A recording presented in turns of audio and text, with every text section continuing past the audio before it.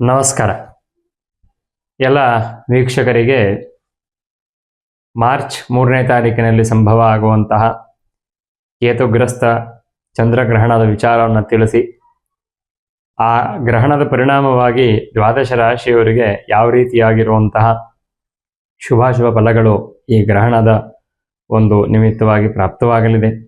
ಅದರ ಜೊತೆಗೆ ಮಾರ್ಚ್ ತಿಂಗಳಿನಲ್ಲಿ ಗ್ರಹಗಳ ಸಂಚಾರ ಅನ್ನೋ ಥರದ್ದು ಯಾವ ರೀತಿ ಇದೆ, ಅದರಿಂದ ಯಾವ ಶುಭಾಶುಭ ಫಲಗಳು ಅನ್ನುವಂಥದ್ದು ಪ್ರಾಪ್ತವಾಗಲಿದೆ ಅಂತ ತಿಳಿಸ್ಕೊಡ್ತಾ ನಾವು ಈ ಒಂದು ಪ್ರಯತ್ನವನ್ನು ಮಾಡ್ತಾ ಇರುವಂಥದ್ದು. ನೋಡಿ, ಮಾರ್ಚ್ 3ನೇ ತಾರೀಕಿನಲ್ಲಿ ಮಧ್ಯಾಹ್ನದಿಂದ ಪ್ರಾರಂಭವಾಗಿ ಸಾಯಂಕಾಲ 6:45ವರೆಗೆ ಗ್ರಹಣ ಇರುತ್ತೆ.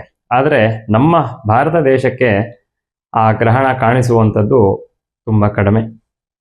ಮಧ್ಯಕಾಲದಿಂದ ಕೆಲವೊಂದು ಪ್ರಾಂತ್ಯಗಳಲ್ಲಿ ಗ್ರಹಣ ಕಂಡರೂ ಕೂಡ ಸಿಂಹರಾಶಿಯಲ್ಲಿ ಕೇತುಗ್ರಸ್ತ ಚಂದ್ರಗ್ರಹಣ, ಗ್ರಸ್ತೋದಯ ಚಂದ್ರಗ್ರಹಣ ಅಂತ ಕೂಡ ಇದನ್ನು ಕರೀತಾರೆ. ಅಂದರೆ ಗ್ರಹಣ ಹಿಡಿದ ನಂತರವೇ ನಮಗೆ ಚಂದ್ರೋದಯ ಆಗುವಂಥದ್ದು ಇಲ್ಲಿ ಕಾಣಿಸುತ್ತೆ.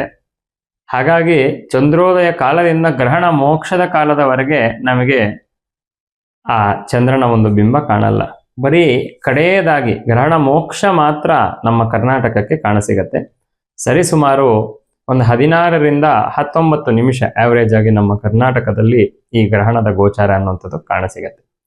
ಹಾಗಾಗಿ ಇದರ ಆಚರಣೆ ಬಗ್ಗೆ ಸಾಕಷ್ಟು ಗೊಂದಲಗಳಿದೆ. ಕೆಲವರು ಇದನ್ನು ಪೂರ್ಣವಾಗಿ ಆಚರಣೆಯನ್ನು ಮಾಡಬೇಕು ಅಂತ ಹೇಳಿದ್ರು ಕೂಡ ಗ್ರಹಣದ ಒಂದು ಪುಣ್ಯಕಾಲ ತುಂಬ ಕಡಿಮೆ ಇರುವಂತಹ ಸಾಧ್ಯ ಇರೋದ್ರಿಂದ, ತುಂಬ ಕಡಿಮೆ ಗ್ರಹಣದ ಪ್ರಮಾಣ ಇರೋದ್ರಿಂದ ಆ ಗ್ರಹಣವನ್ನು ಆಚರಣೆಯನ್ನು ಮಾಡುವಂಥದ್ದು ಬೇಡ, ಮೋಕ್ಷ ಸ್ನಾನ ಮಾಡಿದರೆ ಸಾಕು ಅಂತ ಹಲವಾರು ಜನಗಳು, ಪಂಡಿತರು ಅಭಿಪ್ರಾಯವನ್ನು ಪಟ್ಟಿರ್ತಾರೆ. ಮೇಷರಾಶಿಯವರಿಗೆ ನಾವು ಈ ತಿಂಗಳು ನೋಡಿದ್ರೆ ಮೇಷರಾಶಿಯವರಿಗೆ ಒಂದು ಮಧ್ಯಮ ಫಲಗಳನ್ನೇ ಹೇಳ್ಬೋದು. 5ನೇ ಮನೆ ನಮಗೆ 5ನೇ ಸ್ಥಾನದಲ್ಲಿ ಪಾಪಗ್ರಹಗಳ ಯೋಗ ಬಂತು ಅಂತಂದ್ರೆ ವೇದನೆ, ಕುಂಠಿತವಾಗುವಂಥ ಒಂದು ಸಾಧ್ಯತೆ ಇರುತ್ತೆ. ಅದರಲ್ಲೂ ವಿಶೇಷವಾಗಿ ವಿದ್ಯಾರ್ಥಿಗಳಿಗೆ ಸ್ವಲ್ಪ ಓದಿನಲ್ಲಿ ಹಿನ್ನಡೆ ಉಂಟಾಗುವಂಥ ಸಾಧ್ಯತೆ ಇರುತ್ತೆ. ಹೊಸದಾಗಿರುವಂತಹ ಕೆಲಸವನ್ನ ಮಾಡದೇ ಇರುವಂಥದ್ದು ಸ್ವಲ್ಪ ಮೇಷರಾಶಿಯವರಿಗೆ ಒಳ್ಳೆಯದಾಗತ್ತೆ.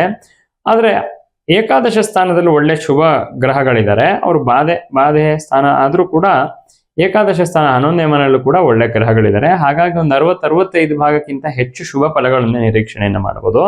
ಗ್ರಹಣದ ಫಲ ಮಾತ್ರ ಸ್ವಲ್ಪ ಅಷ್ಟಾಗಿ ಚೆನ್ನಾಗಿಲ್ಲ. ಸ್ವಲ್ಪ ಮನಸ್ಸಿಗೆ ಬೇಜಾರಾಗುವಂತಹ ಯೋಗ ಅಷ್ಟೇ. ಅದಕ್ಕೆ ಹೊರತಾಗಿ ಸ್ವಲ್ಪ ಕುಟುಂಬದಲ್ಲಿ ಅನಾರೋಗ್ಯ ಉಂಟಾಗೋದ್ರಿಂದ ಮನಸ್ಸಿಗೆ ಬೇಜಾರಾಗುವಂಥದ್ದು, ಅನಾರೋಗ್ಯದ ಕಾರಣ ಸ್ವಲ್ಪ ಅನಾರೋಗ್ಯದ ಕಾರಣ ಖರ್ಚಾಗುವಂತಹ ಒಂದು ಸಾಧ್ಯತೆ, ಮತ್ತು ವಿನಾಕಾರಣ ಸ್ವಲ್ಪ ತಿರುಗಾಟ ಅಂತ. ಯಾವ್ದಾದ್ರು ಕೆಲಸ ಆಗಬೇಕು ಅಂತ ಅಂದ್ಕೊಂಡಿದ್ರೆ ಆಗೋ ತರ ಯೋಗ ಇದ್ರೂ ಕೂಡ ಸುಲಭವಾಗಿ ಆಗಲ್ಲ. ತುಂಬಾ ಹೆಚ್ಚು ವಿಘ್ನಗಳನ್ನ ಕೊಟ್ಟು ಆಗುವಂಥದ್ದು, ತನ್ಮೂಲಕ ತುಂಬಾ ತಿರುಗಾಟ, ತುಂಬಾ ಅದಕ್ಕೆ ಶ್ರಮದಾನವನ್ನು ಮಾಡುವಂತಹ ಒಂದು ಯೋಗ ಮೇಷರಾಶಿಯವರಿಗೆ ಕಾಣಸಿಗತ್ತೆ. ಮೇಷರಾಶಿಯವರು ಈ ಸಂಬಂಧ 5ನೇ ಮನೆಯಲ್ಲಿ ಗ್ರಹಣ ಆಗ್ತಿರುವಂತಹ ಕಾರಣದಿಂದ ಈ 5ನೇ ಒಂದು ಹೊಸದಾಗಿರುವಂತಹ ಒಂದು ಪೂರ್ವ ಪುಣ್ಯ ಸ್ಥಾನ ಅಂತ ಕರಿತೀವಿ. ಎಲ್ಲರಿಗೂ ಒಂದೇ ರೀತಿಯಾಗಿರುವಂತಹ ಫಲ ಬರಲ್ಲ. ಯಾಕಂದ್ರೆ ಪೂರ್ವ ಪುಣ್ಯ ಅನ್ನುವಂಥದ್ದು ಒಬ್ಬೊಬ್ಬರು ವ್ಯಕ್ತಿಯಿಂದ ವ್ಯಕ್ತಿಗೆ ಬದಲಾಗತ್ತೆ, ಜಾತಕಗಳು ಕೂಡ ಬದಲಾಗತ್ತೆ. ಆದ್ರೆ ತುಂಬಾ ಜನರಿಕ್ಕಾಗಿ ಈ ರಾಶಿಯವರಿಗೆ ಇದೇ ರೀತಿಯಾಗಿರುವಂತಹ ಫಲಗಳು ಪ್ರಾಪ್ತವಾಗತ್ತೆ ಅಂತ ಹೇಳಲಿಕ್ಕೆ ಸಾಧ್ಯ ಇಲ್ಲ. ಹಾಗಾಗಿ ಈ ಸಂಬಂಧವಾಗಿ ಅವರು ಮೇಷರಾಶಿಯವರು ಅವಶ್ಯವಾಗಿ ನರಸಿಂಹಸ್ವಾಮಿಯ ಆರಾಧನೆಯನ್ನು ಮಾಡುವಂಥದ್ದು, ಲಕ್ಷ್ಮೀನಾರಾಯಣ ಹೃದಯ ಪಾರಾಯಣ, ಸಪ್ತಶತಿ ಪಾರಾಯಣವನ್ನು ಮಾಡಿಸುವಂಥದ್ದು, ಸ್ವಲ್ಪ ಕುಟುಂಬದಲ್ಲಿರುವಂತಹ ಮನಃಕ್ಲೇಶ ದುಃಖಾದಿಗಳನ್ನ ನಿವಾರಣೆಯನ್ನ ಮಾಡುವಂಥದ್ದು. ಹೀಗೆ ದ್ವಾದಶ ರಾಶಿಗಳಿಗೂ ಕೂಡ ಒಂದು ಗ್ರಹಣ ನಿಮಿತ್ತವಾಗಿರುವಂತಹ ಶುಭ ಫಲಗಳನ್ನ ತಂದುಕೊಡುವಂತಹ ಪ್ರಯತ್ನವನ್ನು ಮಾಡಿದ್ದೇವೆ. ಇದಾದ್ಮೇಲೆ ಮುಂದೆ ಯುಗಾದಿಯಲ್ಲಿ ಈ ಗ್ರಹಣದ ಫಲ ಯುಗಾದಿಯವರೆಗೆ ಇರುತ್ತೆ ಅಂತ ನಾವು ಮನಸ್ಸಿನಲ್ಲಿ ಇಟ್ಕೊಂಡು ಯುಗಾದಿಯ ನಂತರ ಹೊಸ ಸಂವತ್ಸರ ಹೇಗಿದೆ, ಹೊಸ ಸಂವತ್ಸರದಲ್ಲಿ ಆಗುವಂತಹ ಗ್ರಹಗಳ ಬದಲಾವಣೆ ಏನು, ಮತ್ತೆ ಹೊಸ ಸಂವತ್ಸರದಲ್ಲಿ ಯಾವ್ಯಾವ ರಾಶಿಯವರಿಗೆ ಉತ್ತಮ ಫಲಗಳಿರುತ್ತೆ, ಇದನ್ನೆಲ್ಲ ಮುಂದಿನ ವಿಡಿಯೋದಲ್ಲಿ ನಾನು ತಮ್ಮ ಮುಂದೆ ಬರ್ತೀನಿ. ನಮಸ್ಕಾರ.